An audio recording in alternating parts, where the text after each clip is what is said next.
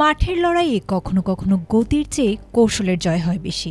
বিশ্বমঞ্চের মহাগুরুত্বপূর্ণ ম্যাচে মুখোমুখি হয়েছিল ফুটবলের দুই পরাশক্তি। দুই দলের এই মর্যাদার লড়াইয়ে মাঠের নিখুঁত পরিকল্পনা আর মাঝ মাঠের নিয়ন্ত্রণই শেষ পর্যন্ত করে দিল বড় ব্যবধান, যেখানে একদল মেতে উঠল ফাইনালে ওঠার উল্লাসে আর অন্য দলকে মাঠ ছাড়তে হলো বিদায়ের চরম হতাশা নিয়ে।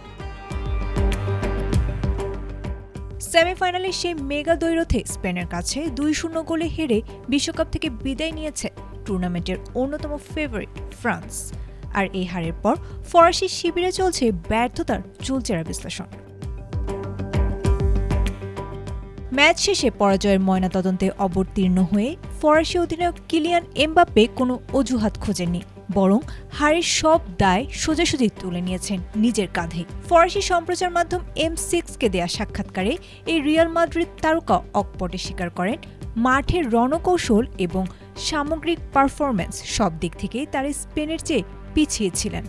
বিশেষ করে মাঝ মাঠে রোদ্রি ও ফাবিয়ান রুইসের ত্রয়ীর বিপরীতে আদ্রিয়েন রাবিও ও ওহেলিয়া চুয়ামেনির জুটি বারবার 3-2 পরিস্থিতিতে পড়ে ম্যাচের নিয়ন্ত্রণ হারায়।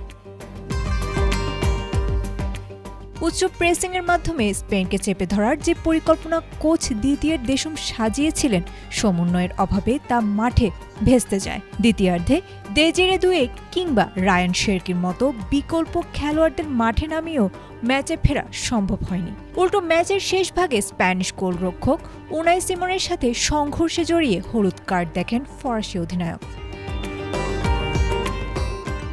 ম্যাচ শেষে তরুণ ফরওয়ার্ড রায়ান শেরকি হতাশা প্রকাশ করে জানান, কৌশলগত ও মানসিক সব বিভাগে স্পেন সেরা ছিল, তবে এই চরম ব্যর্থতার মাঝেও ঘুরে দাঁড়ানোর স্বপ্ন দেখছেন এমবাপ্পে।